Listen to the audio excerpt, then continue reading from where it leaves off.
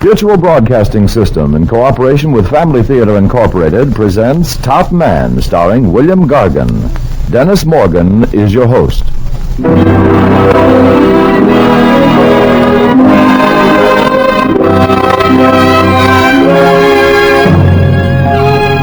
More things are wrought by prayer than this world dreams of.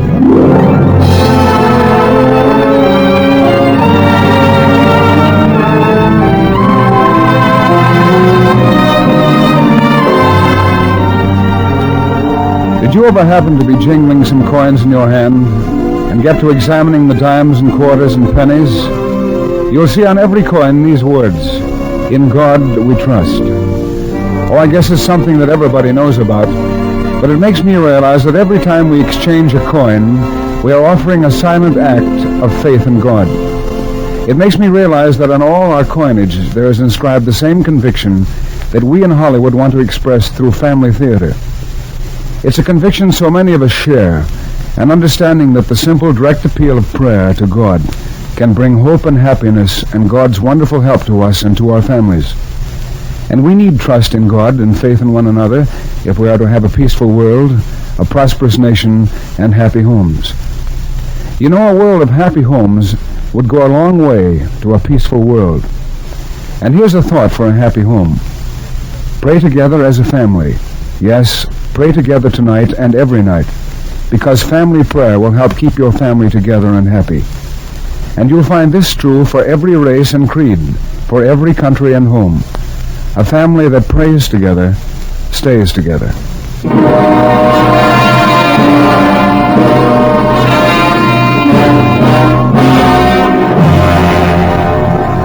The man is lonely tonight. He is puzzled and frightened. He stares at the walls. He runs his fingers through his hair. The hammer is beating him, pounding him. The man is lonely, lonely unto death. There was a time when he wasn't lonely. That was long ago, in the September time.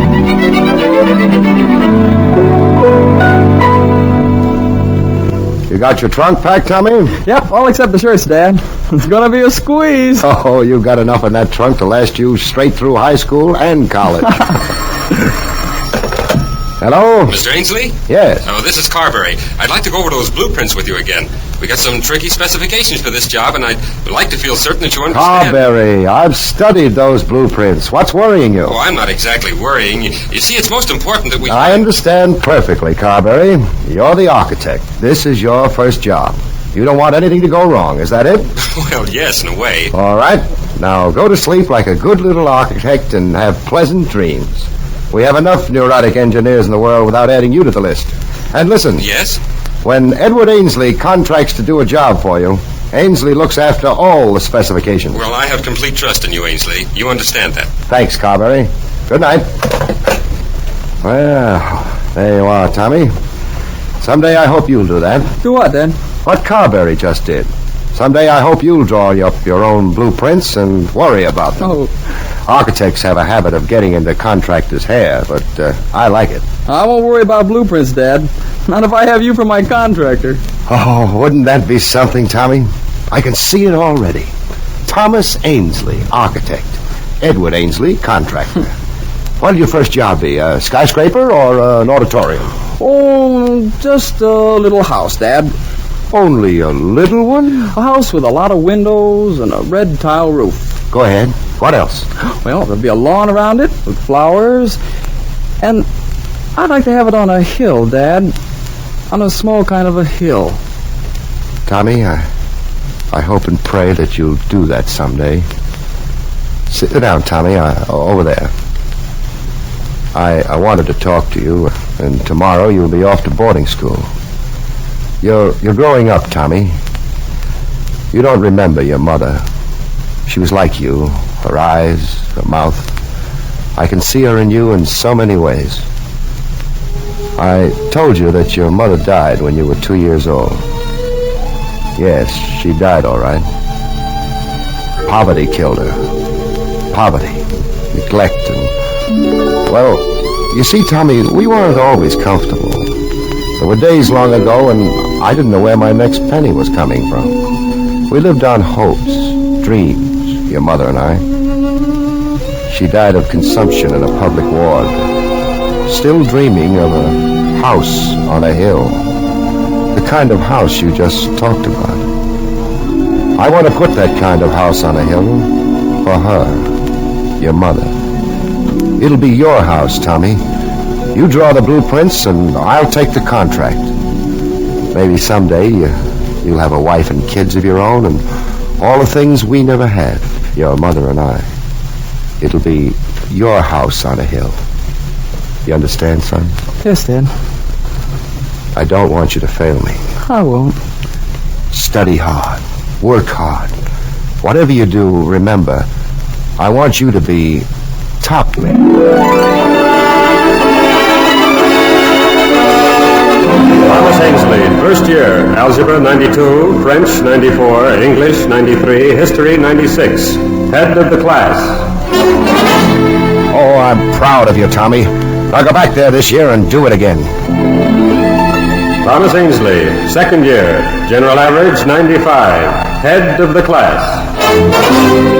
What did I tell you, Tommy? Why, you got the stuff, you... Thomas Ainsley, third year, General Average 94, Head of the class. Top man, 3 years in a row. Now you go back and bring that fourth-year medal with you. And when you bring that medal home, son, I'm going to give you a surprise, hear me? A real surprise for Tommy.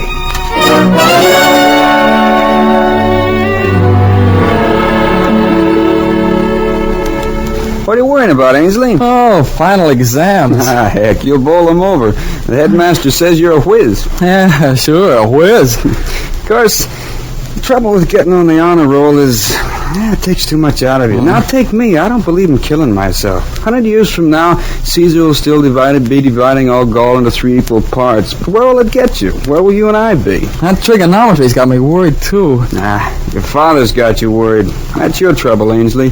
You spoiled him. Now, take me. I don't go in for all this honor roll stuff. If I get over 65, my old man goes into ecstasy. There's nothing like hitting a healthy mediocre. And that history exam's going to be plenty tough, too. Not the way I take a history exam, Ainsley. What do you mean? Well, I got a system. When I don't remember the dates, I just have a simple rule. What's that? I look the dates up. That's research, kid. You mean you... Sure. Little cribbing now and then, you know. Of course, you gotta be cozy. Now, I figure anybody who's cozy enough to fool some of the eagle eyes they got around this joint deserves a passing mark.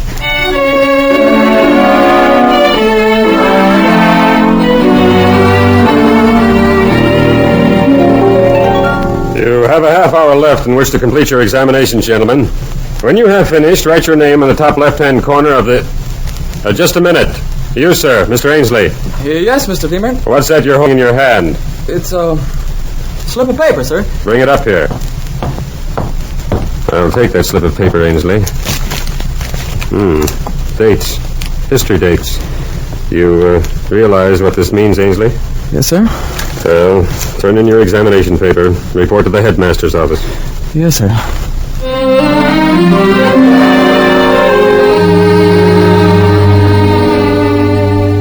As headmaster, it pains me to say this, Thomas. You've had a perfect record until this happened. If Mr. Demotte had not actually discovered you in this deception, I would not have believed it. Under the circumstances, I have no alternative but to dismiss you. Sorry, Thomas. I understand, sir, but my Thomas, father... I trust you will tell him the truth, no matter how much it may hurt. Yes, sir. Goodbye, Thomas.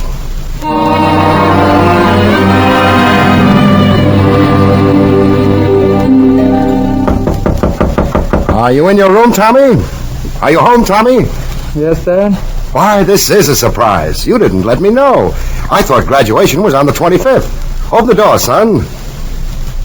Tommy, let me look at you. I haven't seen you in months. How are you feeling, and what brought you... Tommy, your door is locked. I don't want to see you now, Dad. Tomorrow morning. What's the trouble? What's up? Please, Dad. Go to bed. It's late. I'll see you in the morning. All right, son. All right.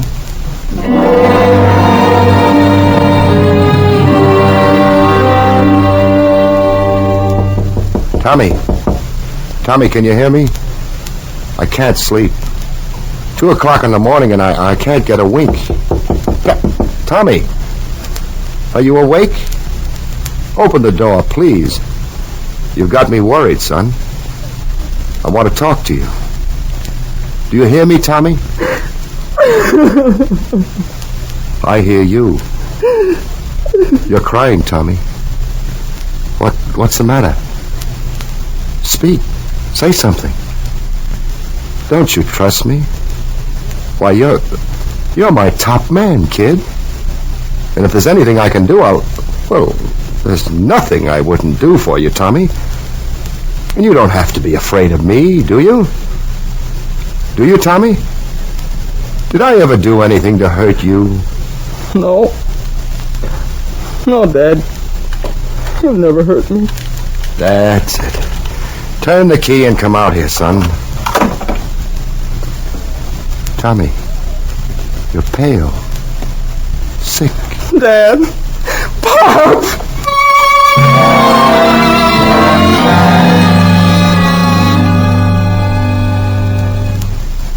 All right, son. You made a mistake. A serious mistake. But I forgive you. Remember when you were a kid learning to say your prayers? The Our Father? Remember? You know the part where we ask God to forgive us just as we forgive other people? Remember when I explained that to you, son? Well, I forgive you. Just as I want you to forgive me if I should ever hurt you. You made a mistake. You admit it. But, Tommy, you're still top man in my books.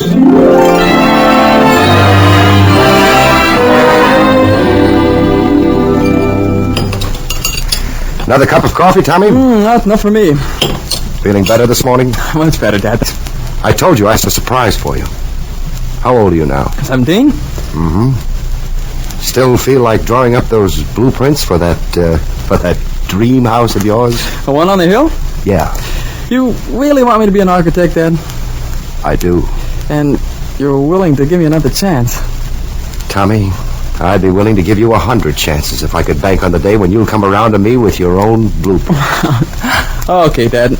I'll do it. That's a promise? Yeah. All right. Go back to work again. I'll pick out a good school for you, the best. And when you come to me with that blueprint, I'll make you a present of the house. Present? Yes. How high can I go in the specifications? Oh, the sky's the limit. I'm only the contractor. You're the architect. The top man.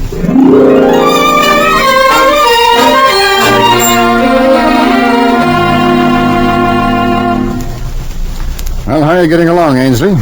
Okay, Kick. And that boy of yours? Tommy? Oh, he's doing all right. Making a fine record in school. Studying to be an architect, eh? That's right. Now, just between the two of us, Ainsley, how is the building line coming along, huh? Well, frankly, not so good, Charlie. Scarcity of materials at present. People aren't building these days. Yeah, I thought so. Did you hear about the Desmond brothers, contractors? What about them? They went out of business. Yeah, it's an old story, Charlie. You know, sometimes I wonder if I won't be folding up myself. You don't mind if I tell you something? Go ahead. Well, just between you and me, I think you're slipping. What do you mean? When did you get your last contract? Oh, maybe a couple of... Yeah, a couple of years ago. Well, but the trade, Charlie, it's this bottleneck. Yeah, sure, the trade, scarcity of materials, bottleneck, high prices. That's what they all say. But you're not blind, are you? Why, right now they've got 4 buildings going up in this town. And who's got the contracts? I'll tell you. It's guys like Spaulding and Richards and a few more. Now, wait a minute, Well, Charlie. they're smart operators, Ainsley, full of push and drive. They know how to talk. They're all college graduates. And that's the kind of competition that you're running into lately. All right. So what? I'm not trying to corner the market. Corner the market? Ainsley, you ain't even got a toehold. And if you're honest enough, you'll admit it. Okay, Charlie. You're right. You're not telling me something I didn't know. Sure, I'll admit it. I'm not getting contracts, and it's got me worried. Where's my next move, Charlie? Well, let me see now. How about getting in on something smart, progressive? What, for instance? Stock. Oh, stock. Oh, not me. Now, if you suggested the horses, Charlie, I might listen, but I've never played the market before. Millions have never played the market, Ainsley. And millions are hungry. Here, run your eyes over this sheet. Greek to me. Look, right here. See that stock? Yeah? Well, this stuff's heading for a boom. Take my word for it. Now, buy in on it now, and you'll sell for double in 6 months. How much is it worth? As an old security salesman, I might ask at this point, how much have you got? Well, I could scrape up maybe 11,000 ready cash. You got some life insurance? That's right. I've also got a trust fund for Tommy. No, skip the trust fund. You don't want to touch that. But if you want my advice, you'll borrow against your house and insurance. Take a loan on my house and my insurance? Well, you'll push your ante up to maybe 20,000, Ed. And let me tell you, that's a nice hunk of interest to have in this kind of stock. Well, 20,000 on a gamble. Don't use that word gamble. You remind me of Santa Anita and Belmont. Well, okay, Charlie, cut me in. Now you're talking. I'm doing it for Tommy's sake. A very sweet and paternal instinct. But seriously, I'm hopping on this wagon myself. This stock can't miss.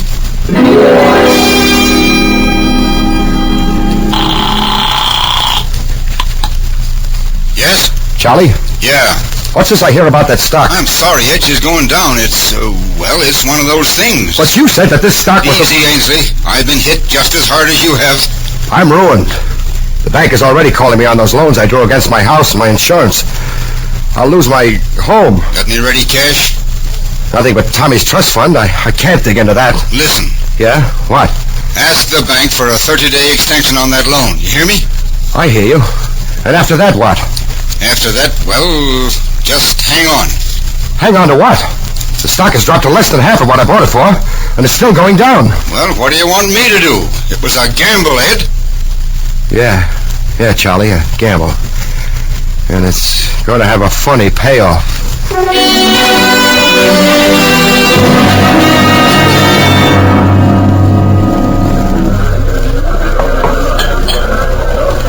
I can't understand you, Ainsley. Why did you ever want to come out here to the racetrack? There are a lot of things about a lot of people you'll never understand, Charlie. But a racetrack, taking a gamble. Listen, I told you I've got to raise 9,000 in a week. The bank is calling in my entire loan. But you're not going to raise it on horses. Well, how do you know?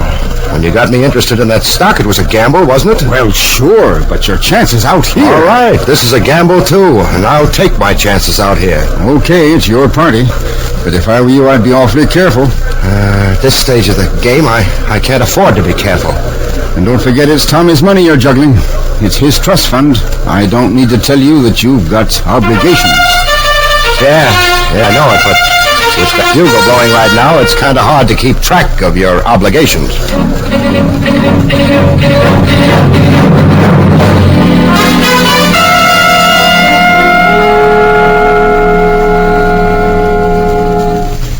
You should never have gone to that track yesterday, Ainsley. Talking about it doesn't help. How much did you lose? Everything. All that I put away for Tommy. Well, if you want, I'll let you have a couple. Thanks. I don't want any more debts. I'd like one favor, though. Sure. Sell my stock, whatever's left of it, and pay off that bank loan. Why, no, but that'll leave you practically... Yeah. Practically broke. Hello? Dad, how are you? Okay, Tommy. Did you get the blueprints I mailed? Yes, Tommy, I got the blueprints. How'd you like the sketch of the house? It's beautiful.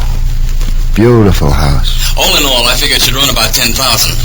I didn't want to hit you too hard, Dad, even though you said the sky was the limit. Yeah, I remember. You better excuse me now. I've got some business to attend to. Okay, Dad. So long. Goodbye, Tommy. It was Tommy, Charlie. Yeah, I know. You're not looking so good, Ainsley. Why don't you close up the office and go home? Take a rest. Good idea. Yeah, I need a rest, Charlie. I need a long rest. I'm tired. You ever get so weary you want to close your eyes and never wake up?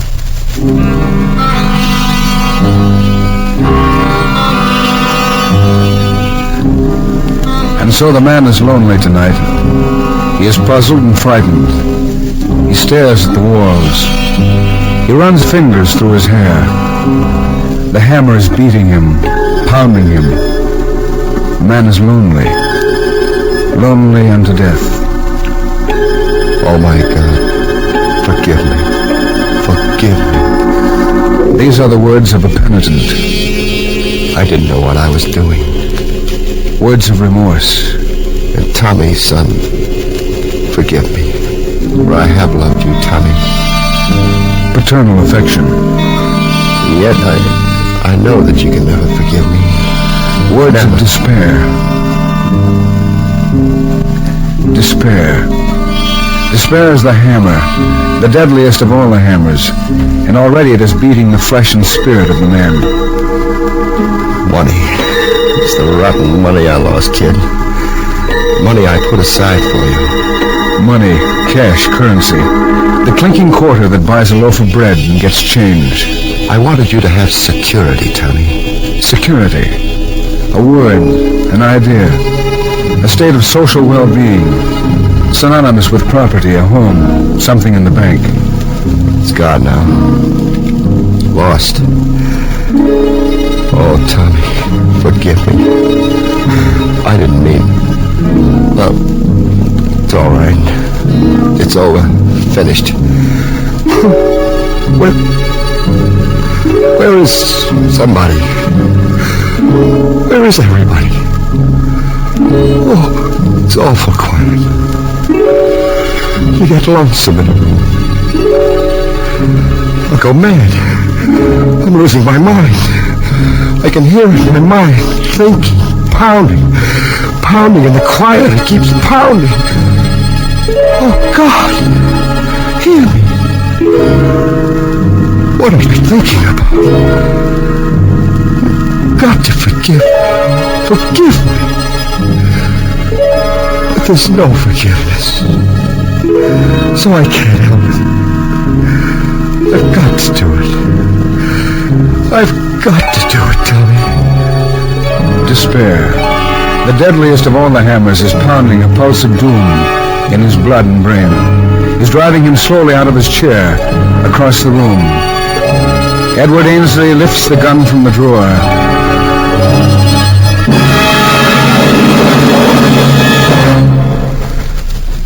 Be easier in the dark. I'll put out the light and I'll get used to the dark. Oh my God. What am I doing? What am I doing?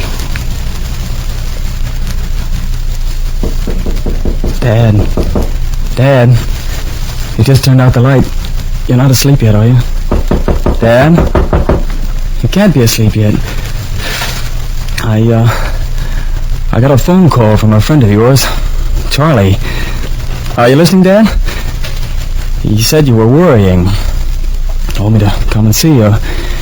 He said that you tried to make things easy for me and that, well, something about a bad investment. He told me he lost everything. You hear me, Dad? Dad, talk to me. Say something. You can hear me. I'm not asleep yet. There's nothing to worry about. I didn't want you to, about that dream house. I didn't want you to take it too seriously. It was only sort of a game between us, you know that. Nothing to worry about, Dad. What if you did make a mistake? What if you did lose everything? I forgive you, Dad. I forgive you. Hear me? And besides, you gotta remember, Dad. Remember what you said to me about asking God to forgive us. Just as we forgive people who offend us, hurt us. Don't you remember telling me a long time ago, telling me that no matter what we've done... Do you hear, Dad? You're the one who told me that. So what do you say? Come on out here in the light, I want to see you.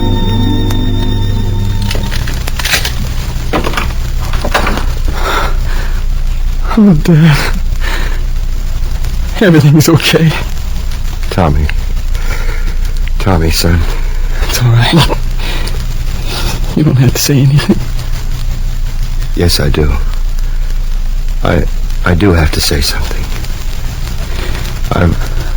I've learned an awful lot in that room these last few minutes. All my life, Tommy, I've been dealing with sticks and stones, cement, steel, contracts. It's my living. That's what I get by on. Sure. I've always believed in something above and beyond all this, but I was really banking on other things, money, security, and when I'd lost them, I thought I'd lost everything. You'll never know how lonely, how utterly lonely you can be until you've tried to close the door on God. That's what I learned tonight. Your voice brought it back to me, son. Oh, I knew it before this, but I never lived it. I've been building on sand. Contractor at Ainsley. Building on sand. Bigger and better blueprints are coming up, Dad. Yeah. We never get tired trying to build. Even out of the ruins, huh, Tommy? Bigger and better blueprints. Wait and see. That's right. God's blueprints, Tommy. What I almost forgot is that he's the architect. He's boss. He's top man.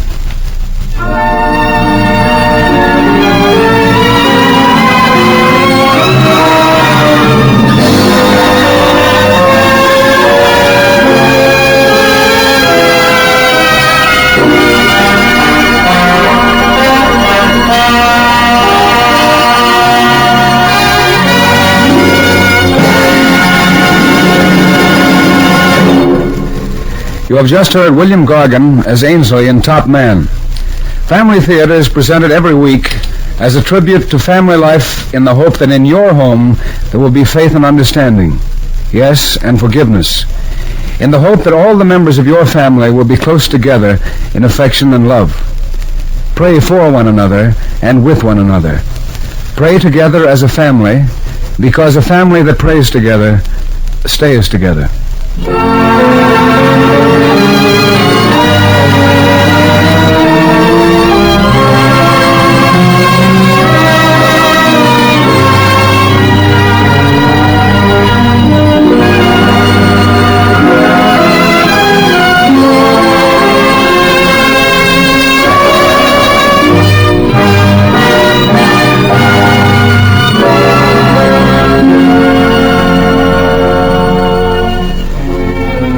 Before saying goodnight, I'd like to thank Betty Ann Arena for writing tonight's play, and to Max Terra for his music. Mel Williamson directed, and John Ryder produced the program. Others who appeared on our play tonight were Roland Morris, Frank Gersel, Philip Abbott, Charlie Seal, and Herbert Rawlinson. Next week, our Family Theater star will be Gene Crane in Little Boy Blue. Your host will be Wallace Ford. This is Dennis Morgan saying good night, and God bless you.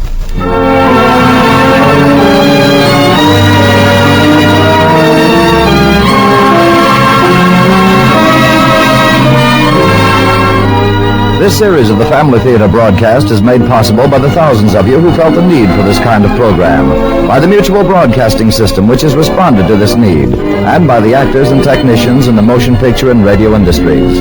This program is heard overseas through the facilities of the United States Armed Forces Radio Services. Tony Lafrano speaking. This is the Mutual Broadcasting System.